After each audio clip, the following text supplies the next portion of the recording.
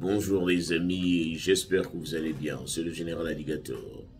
Je sais que vous attendiez avec impatience l'épisode 5 et c'est sûr que vous vous rappelez encore la fin de l'épisode 4.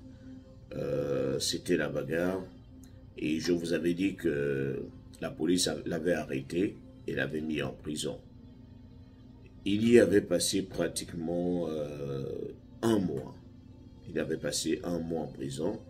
Et comme c'était un délit mineur, c'est-à-dire il avait seulement giflé sa petite amie, on avait décidé de le garder pendant un mois pour lui donner une leçon. Et surtout que la personne agressée avait refusé de porter plainte. Et lorsque vous refusez de porter plainte, on ne peut pas garder l'individu, on est obligé de le relâcher. Alors, et après cela, vous vous rappelez que c'était le même jour où il était sorti, était le même jour où j'avais fait ma demande en mariage. J'avais fait on avait fait nos fiançailles. Alors, il était resté dans l'ombre pendant une semaine. On n'entendait pas parler de lui. La fille ne le voyait pas. Et la fille restait maintenant beaucoup plus à la maison qu'elle ne restait là-bas. Parce qu'elle avait peur que le gars aille la retrouver là où elle restait. Alors un jour, dans la nuit, on est en train de travailler. Il est déjà 2 heures du matin. Le gars survient. Il arrive en force. Il passe comme c'est, lorsque tu rentres par le restaurant, lorsque tu rentres dans le restaurant, tu tombes d'abord sur les personnes qui travaillent au comptoir. Et c'était la fille elle-même qui travaillait au comptoir. Alors, lorsqu'il arrive, il arrive en tant que client, mais très énervé. Et il regarde les mains de Britney. Il voit une bague de fiançailles. Britney commence à paniquer. Il lui dit, mais qui t'a remis cette bague de fiançailles? Et il m'appelait le musulman. C'est le musulman qui t'a remis, l'arabe qui t'a remis la bague. Elle était obligée, elle paniquait, elle n'a pas pris la commande des autres clients, elle était obligée de venir derrière pour me dire, il est là. Je dis, ah bon, il est là?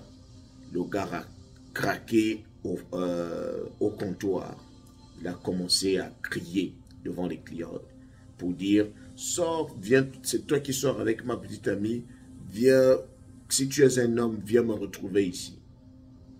Il m'a lancé un défi. Et je commençais à me dire que c'en était trop.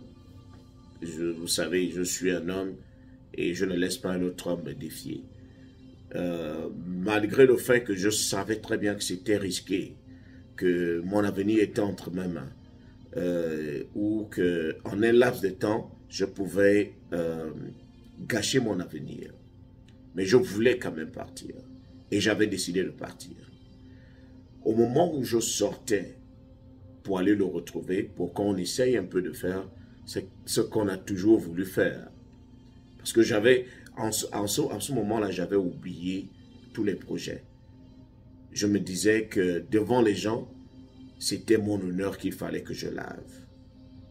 Et comme il faisait la grande gueule, il fallait que je la ferme.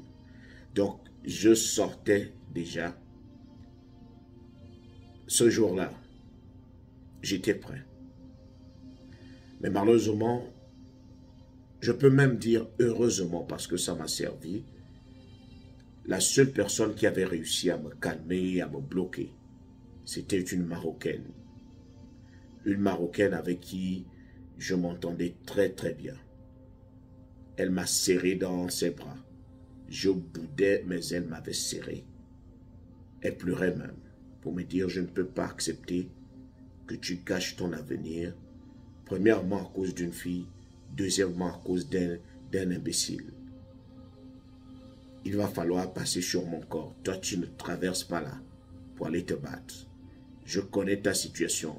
Et je rappelle que cette Marocaine, c'était la responsable, elle était manager en cette période-là. Donc elle était responsable. Et elle connaissait ma situation. Donc, elle savait que si la police se pointait là, c'était fini pour moi.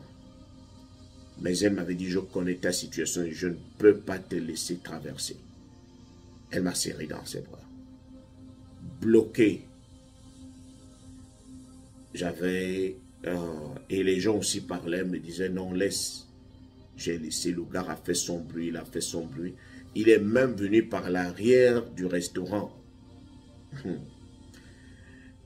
Alors, il y avait une vitre juste sur la porte de l'arrière. Le gars a frappé un coup de poing et il s'est coupé la main comme ça. Donc, le verre qu'il avait cassé, l'avait directement, avait ouvert sa main comme ça. Le sang était partout. Et il s'est enfui. Une fois qu'il s'était coupé la main, il s'était enfui. La police est arrivée, parce qu'avec une telle violence, les gens filment et les gens appellent la police. La police est arrivée, on a interrogé Britney, on a interrogé la responsable qui était la Marocaine, et on a commencé à le chercher. Le gars s'est enfui. Pendant un bon moment, on ne l'avait plus revu. Il avait fait pratiquement 1 mois pour aller se faire soigner. Il était dans le silence. Et pendant les 1 mois, il fallait que j'accélère les choses. Et je vous assure, honnêtement, je ne suis pas allé parler de cet événement à ma famille.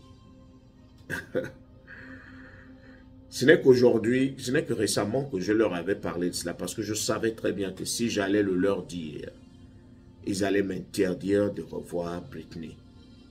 Ils n'allaient plus accepter que je sorte avec elle. Et moi, j'avais avalé cela, j'étais rentré à la maison, je ne leur avais pas dit cela. Je ne leur avais pas dit non, il y a eu des dégâts au boulot. J'avais gardé cette information parce que je savais qu'il fallait que je continue. Alors, j'avais décidé, j'avais déjà commencé à parler avec les parents de Britney. On avait déjà planifié le mariage. Mais les parents qui étaient à Miami avaient demandé à ce que j'aille demander la main de leur fille face à face. Donc, on avait décidé de voyager. C'était le mois d'août. On avait décidé d'aller sur Miami. On y est allé. C'était un family reunion, c'est-à-dire une réunion familiale où on réunit tous les parents pour que tous les parents se connaissent avec leurs enfants. Donc, j'étais allé là-bas.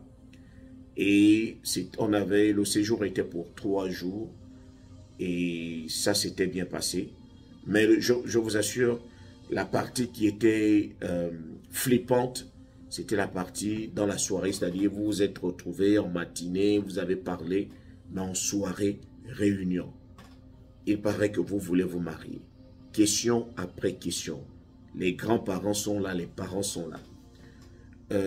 Comment tu t'appelles? Je donne mon nom. D'où viens-tu?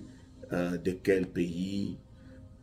La partie qui vient me rendre un peu glacé, c'était la partie où on vient te demander est-ce que vous avez la carte verte? Il a dit, qu'est-ce que tu as la carte verte? J'avais gardé 1 minute de silence. J'avais gardé 1 minute de silence, pourquoi? Parce que je me disais, si je mens, ça peut me porter préjudice. Du coup que ça n'allait pas faire en sorte que je crédibilise ma demande en mariage. De deux, si je disais la vérité, j'avais peur de la réaction. Je ne pouvais pas maîtriser leur réaction. Est-ce qu'ils allaient dire non, non, non, on sent que toi tu es avec notre enfant pour les Kaolo. J'avais gardé 1 minute de silence et ils avaient insisté. Tu n'as pas répondu. Je dis non, je ne suis pas venu, je n'ai pas de carte verte. Mais j'avoue que je demandais toujours à Dieu de me donner une très très belle femme, une femme sage, une femme avec qui je devais m'entendre. Et je m'entends bien avec votre fille. J'ai du mal à rester sans elle. j'aime bien s'accompagner, on sourit, on s'amuse. Et ce qui m'avait aussi aidé, c'est que les parents connaissaient la vie de leur fille bien avant que je ne rentre je ne la croise. Les parents connaissaient la vie de leur fille. Les parents reconnaissaient que leur fille avait déjà beaucoup déconné, c'est-à-dire sa vie n'était pas aussi correcte parce qu'elle rencontrait un peu des gars bizarres qui ne faisaient pas en sorte qu'elle soit responsable. Mais une fois que j'étais entré dans sa vie, les parents avaient commencé à voir un changement positif. Parce que une fois que j'étais entré dans sa vie, j'ai commencé à faire en sorte qu'elle apprenne à conduire. Elle ne le faisait pas. On s'est acheté une voiture. Elle a eu le permis de conduire. On s'est acheté une voiture. Ce qui était déjà un point positif. Et tout ce qu'on faisait, elle le disait à ses parents. Donc, lorsque les parents avaient vu un changement positif dans sa vie, ils ont dit non, on accepte de te donner la main de notre fille parce qu'on sait l'influence que tu as sur elle. On a confiance en toi. Et je l'avais, une fois qu'on était revenu, je l'avais mise à l'école, c'est-à-dire pour qu'elle continue à l'université. Elle s'était arrêtée après le bac, disons-le, c'est-à-dire le GED, après qu'elle a fini après qu'elle ait fini avec le secondaire, elle avait arrêté pour se chercher. Et ça, ce n'est pas seulement elle, hein, beaucoup d'Américains le font. Lorsque vous n'avez pas assez de moyens, vous pouvez vous arrêter et chercher du boulot. Donc, c'est ce qu'elle avait fait. Et comme son rêve était de devenir radiologue, je l'avais mise à l'université, je payais les frais.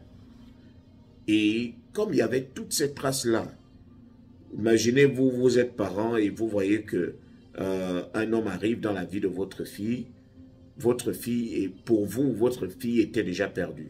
Votre fille ne faisait que des choses, que des bêtises, elle ne faisait que des choses qui ne vous plaisaient pas. Mais maintenant qu'elle commence à arranger sa vie à cause d'un homme, vous allez forcément soutenir cet homme-là. Et c'est ce qui s'était passé. Les parents me soutenaient. Les parents avaient commencé à m'aimer parce que elle leur parlait de moi tous les jours.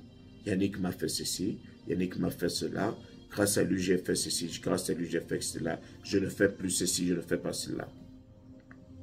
Donc, c'était déjà ce point positif-là. Alors, lorsqu'on était rentré, on était revenu sur Tampa, il fallait maintenant qu'on commence à préparer le mariage.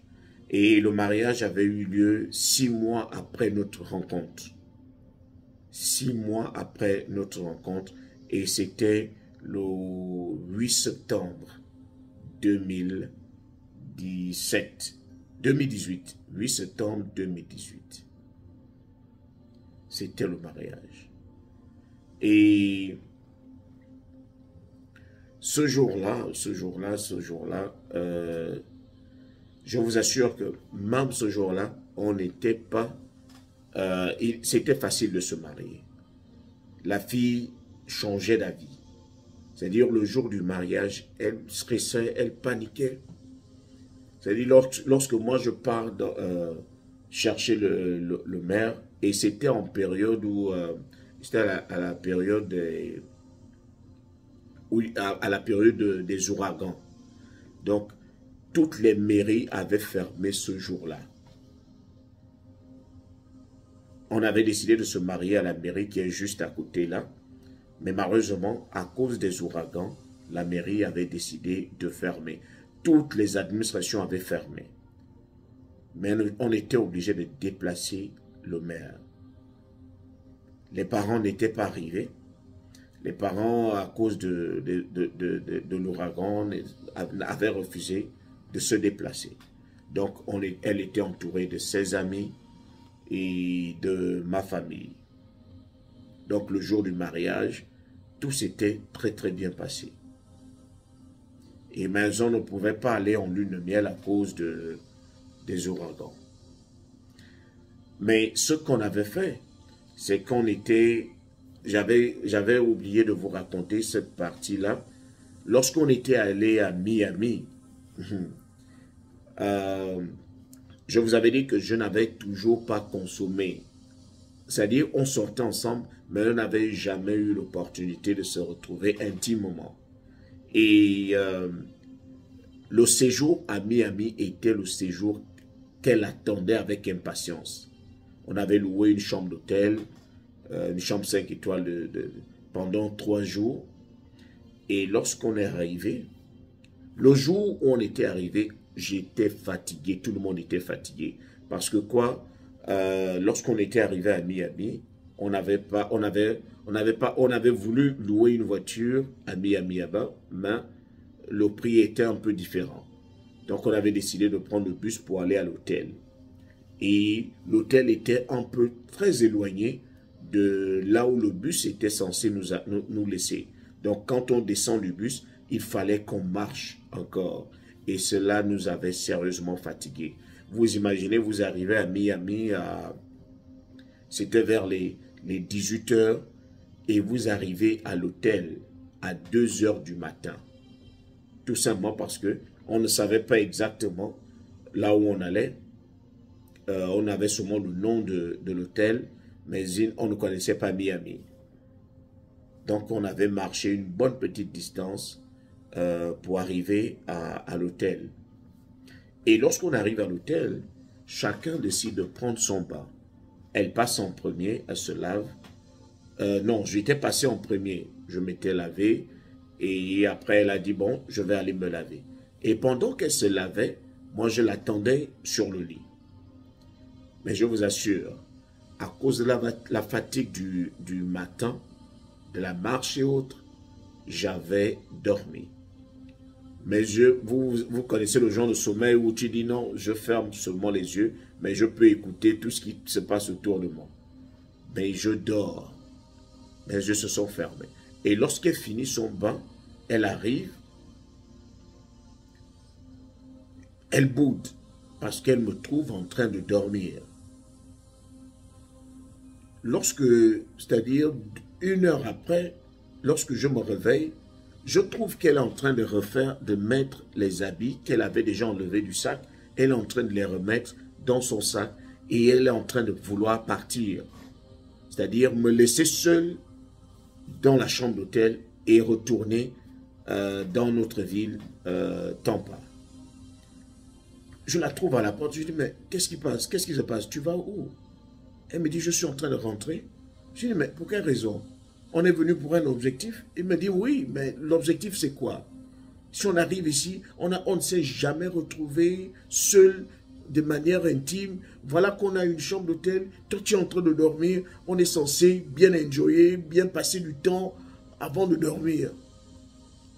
Je lui dis, mais c'est normal, on a trop marché aujourd'hui, je ne savais pas que j'allais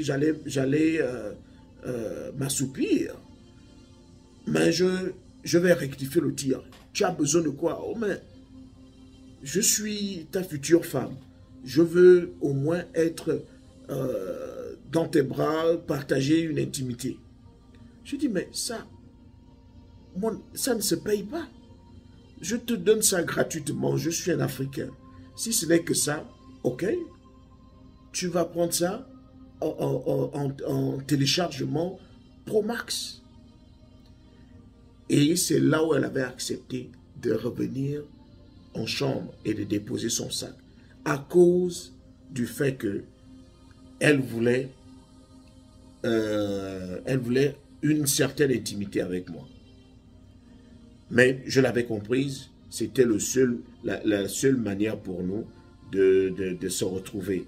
On s'était retrouvés seuls, tranquilles, donc il fallait vraiment que ça se fasse comme si c'était une lune de miel. Donc, le séjour s'était bien passé. Alors, on revient au mariage, le fameux jour, le jour de l'ouragan. Ça me menaçait tellement que beaucoup d'invités qui étaient censés venir au mariage avaient annulé parce que c'était dangereux de conduire en ce moment-là. Au lieu que nous, on annule le mariage, je lui avais dit, je n'annule pas. Celui qui va venir, va venir. Celui qui n'aura pas le temps, on ne va pas lui en vouloir. Et on était allés au mariage, les parents et moi, elle et ses amis. Et le mariage s'était bien passé. On est bien rentré. Il fallait maintenant qu'on quitte là où on restait avec les parents. Il fallait qu'on aille à notre propre compte, qu'on trouve un appartement qu'on va partager en tant que couple. Alors, on est allé s'installer à deux. Et chaque matin, c'était le romantisme et tout, et tout, et tout. C'était la beau fou. Parce qu'on était déjà en train de consommer le mariage proprement dit. Mais la suite des événements va montrer à quel point c'est difficile de vivre avec certaines Américaines. Ce n'est vraiment pas facile de vivre avec quelqu'un qui a une autre culture que la tienne. Restez connectés. Dans l'épisode 6, nous allons savoir pourquoi le mariage que j'avais contracté avec cette fille n'avait duré qu'un seul mois. Après les 1 mois, on parlait déjà de divorce. Restez surtout connectés.